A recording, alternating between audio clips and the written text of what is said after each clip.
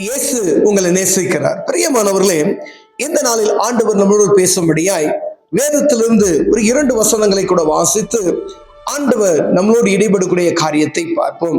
அது அப்போஸ்தலர் நடவடிக்கைகள் புஸ்தகம் 1வது அதிகாரம் 4வது வசனம் 8வது வசனம் இப்படியாக சொல்லுகிறது.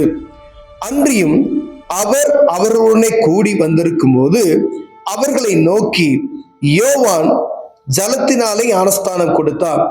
நீங்கள் சில நாளுக்குள்ளே பரிசுத்த ஆவியினாலே ஞானஸ்தானம் பெறுவீர்கள்.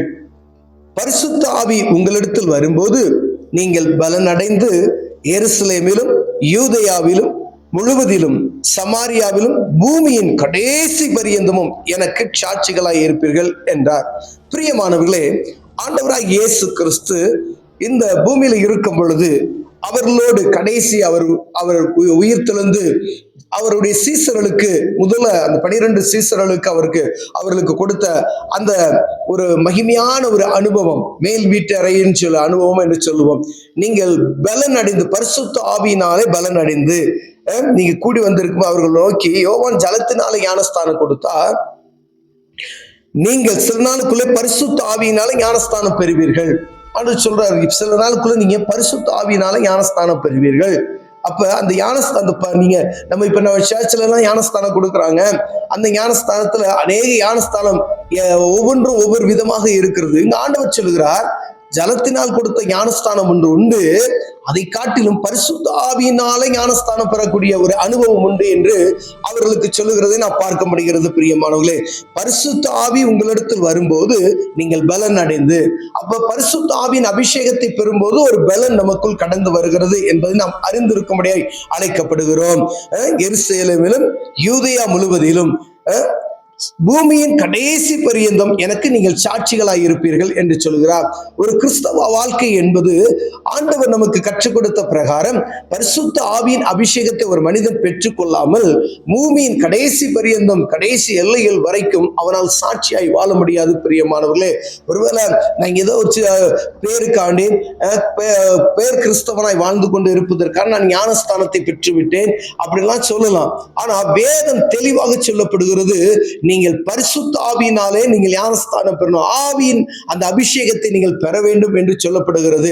அபிஷேகம் ஜலங்களுடைய நுகத்தடிகளை முறிக்கும் என்று வேதம் சொல்லுகிறது. பிரியமானவரே, நமக்குள்ள காணப்படுகிற பலவீனத்தை அது முறிக்கும், நமக்குள்ள காணப்படுகிற ஒழுங்கற்ற காரியங்களை அது முறித்து போடும். பிரியமானவர்களே, அபிஷேகம் எவ்வளவு முக்கியமானது என்பதை நாம் அறிந்து கொள்ளும்படியா இந்த நாள் ஆண்டவர் உங்களோடும் என்னோடு பேசுகிறார். அநேகருக்கு அபிஷேகம் என்ன தெரியாது, பரிசுத்த ஆவியின் அபிஷேகம் என்ன தெரியாது, அந்த மேல் வீட்டு அனுபவம்னா என்னன்னு தெரியாது அநேக ஆண்டவருடைய பிள்ளைகளுக்கே அப்படின்னு வச்சுக்கோங்களேன். ஆனா நீங்க ஞானஸ்தானத்தை நம்ம சின்ன பிள்ளையா இருக்கும் பொழுது ஒரு ஞானஸ்தானத்தை பேர் சுட்டு விழா என்று சொல்லி கொடுத்து கொண்டு இருக்கிறோம். அது ஒரு நம்ம சடங்காச்சாரமாய் அது மாத்தி விட்டோம். ஆனா ஆண்டவர் இங்க சொல்லுகிறார், நீங்க காத்திருந்து புது பலனை அடையும்படிக்காய். எதுக்கான? ஆவிக்குரிய வாழ்க்கையில நீங்க பலன் அடைவதற்கு, உலகத்தை ஜெயிப்பதற்கு ஒரு புது பலன் உங்களுக்குள் வரும்படியாய் நீங்கள் பலன் அடைந்து, அப்ப நீங்க பலன் அடைந்தா உலகத்தை எதிர்த்து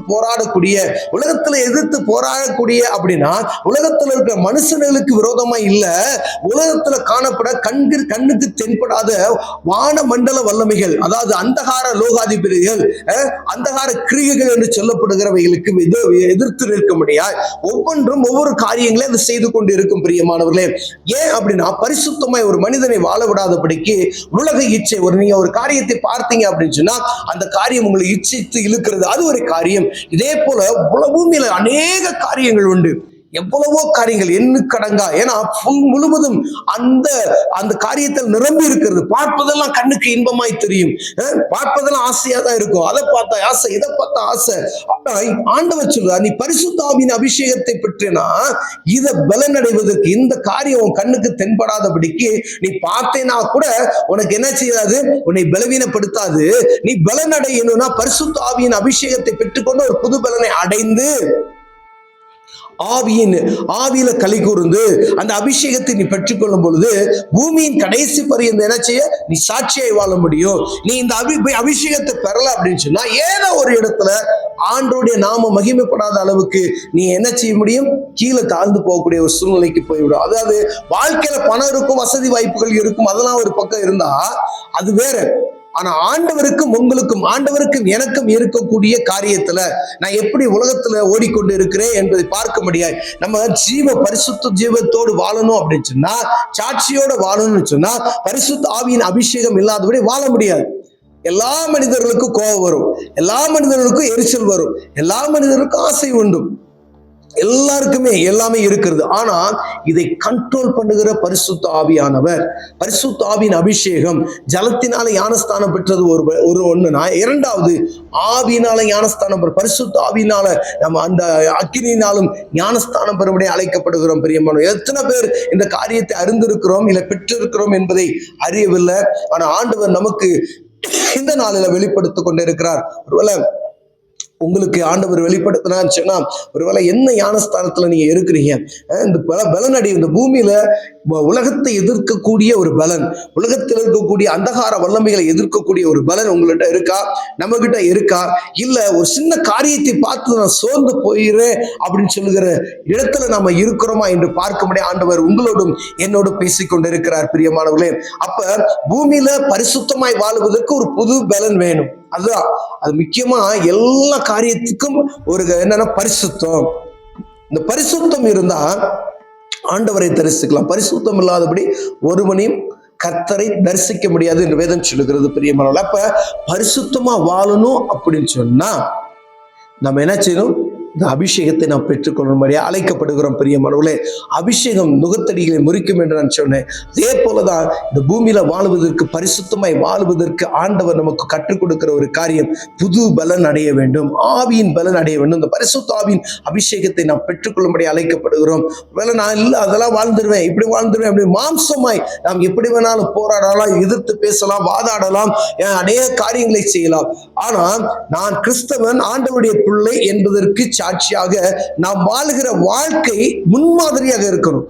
உதவுகிற மனப்பான்மை, இயேசு கிறிஸ்து நமக்கு முன்மாதிரி அநேக காரியங்களை நமக்கு சொல்லி வைத்து போயிருக்கிறார். இப்படிதான் நீ வாழணும், நீ இப்படிதான் இருக்கணும் அப்படின்னு சொல்லி, இதையெல்லாம் அதாவது உலகத்தில் இருக்கக்கூடிய எல்லா காரியத்தையும் அனுபவிக்க எனக்கு அதிகாரம் உண்டு. ஆனா எல்லாமே என்ன செய்யாது? தகுதியா இராது என்று வேதம் சொல்லுகிறது. பிரியமானவர்களே, அப்ப அதிகாரம் இருக்கிறது. எல்லா மனுஷனுக்கும் பூமியில இருக்கக்கூடிய எல்லா காரியத்தையும் செயல்படுத்துவதற்கு அதிகாரம் இருக்கிறது. அது என்னுடைய சரீரம். ஆனா அது எல்லாமே உங்களுக்கு தகுதியா இருக்குமா? அது எனக்கு தகுதியா இருக்குமா? ஆண்டவரை பற்றி கொண்டு நான் பரிசுத்தவான், நான் தெய்வ பிள்ளை, தேவ மனிதன் என்று சொல்லிக் கொண்டு இருக்கிற எனக்கும் உங்களுக்கும் அது தகுதியா இருக்குமா? இந்த காரியம் செஞ்சா எனக்கு தகுதியா இருக்குமா என்று பார்க்கும்படி ஆண்டவர் விரும்புகிறார். ஒருவேளை ஒவ்வொரு ஆணையிலிருந்து சாப்பிடுகிற உணவு வரைக்கும் இது தகுதியா இருக்குமா என்று பார்த்து ஆண்டவருக்கு இது பிரயோஜனப்படுமா, ஆண்டவருக்கு இது அவருடைய நாமத்தை மகிமைப்படுத்துமா என்று பார்க்கும்படி அழைக்கப்படுகிறோம். பிரியமா, இந்த இடத்துக்கு நான் போனேன்னா ஆண்டவருடைய நாமம் மகிமைப்படணும், எந்த இடத்துக்கு போகக்கூடாது அப்படின்னு சொல்லி ஆண்டவர் நமக்கு கட்டளையிட்டு இருக்கிறோம். அந்த இடத்துக்கு நீங்க போனீங்கன்னா என்ன செய்யும்? ஆண்டவருடைய நாமம் மகிமைப்படாது. பிரியமானவர்களே, சில நேரங்கள்ல சில இடத்துக்கு போகக்கூடிய சூழ்நிலைகள் கண்டிப்பா வரும். அது ஆண்டவரை அழைத்து கொண்டு போகக்கூடிய நேரங்களும் வரும். ஆனா அப்படி நீங்க போகும்பொழுது இந்த ஆவியின் பலத்தால் நீங்க போனீங்கன்னா அந்த இதை எதிர்த்து போராடக்கூடிய கிருபை உங்களுக்கு ஆண்டவர் கொடுப்பார். நீங்க ஆவியின் பலன் இல்லாதபடி போனீங்க அப்படின்னு சொன்னா அந்த இடத்துல அந்த அதாவது 10-11 சொல்லுவாங்க பாத்தீங்களா, அந்த போல ஒரு காரியம் ஆகிவிடும். பிரியமானவர்களே, அப்ப பரிசுத்த ஆவியின் அபிஷேகம் எவ்வளவு முக்கியமானது என்பதை இந்த அப்போஸ்தலர் புஸ்தகத்துல முதலேயே நமக்கு சொல்லப்பட்டது. ஆரம்பத்திலேயே ஆண்டவர் நமக்கு சொல்லிட்டார், புது பலன் அடையணும் அப்படின்னு சொல்லி. ஆனா 2026 வருடமாய் இந்த சுவிசேஷத்தை அறிவித்துக் கொண்டு இருக்கிறார்கள். பிரியமானவர்கள், ஆனா எத்தனை பேர் இந்த அனுபவத்தின் வழியாய் நாம் கடந்து சென்று இருக்கிறோம் என்பதை நமக்கு தெரியாது. ஒருவேளை ஆண்டவர் உங்களோடு பேசினார்னா அந்த பரிசுத்த ஆவியின் அபிஷேகத்தை பெற்றுக்கொள்வதற்கு நான் என்ன செய்யணும் உங்க போதகர்கிட்ட கேளுங்க, அவர் உங்களை வழிநடத்துவார். ஒருவேளை நீங்க பெற்றுக்கொண்டிருந்தா இன்னும் பலன் அடைவதற்கு, பூமியின் கடைசி பரிந்தயம் சாட்சியாக இருப்பதற்கு நான் என்ன செய்யணும் தேவ சமூகத்தில் கேட்பீர்களானால் ஆண்டவர் உங்களுக்கு உதவி செய்வார். அநேக தியாகங்கள் செய்ய வேண்டும், அநேக விளைக்கிரயங்கள் செலுத்த வேண்டும், எவ்வளவு பொறுமையா இருக்க வேண்டும் என்பதை ஆண்டவர் உங்களை கற்றுக் கொடுப்பார். கண்களை மூடுவோம், ஜெபிப்போம். அன்பின் தகப்பனே, ஆண்டவரே, இந்த பூமியில நாங்கள் கடைசி பரியந்தம் சாட்சியாய் வாழணும், பரிசுத்த ஆவியின் அபிஷேகம் வேணும். ஆண்டவரே, அதை பெற்றுக்கொள்வதற்கு எங்களுக்கு கிருபை பாராட்டுங்க, அதை காத்துக்கொள்வதற்கு எங்களுக்கு கிருபை பாராட்டுங்க. இயேசுவின் நாமத்தில் பிதாவே, ஆமென்.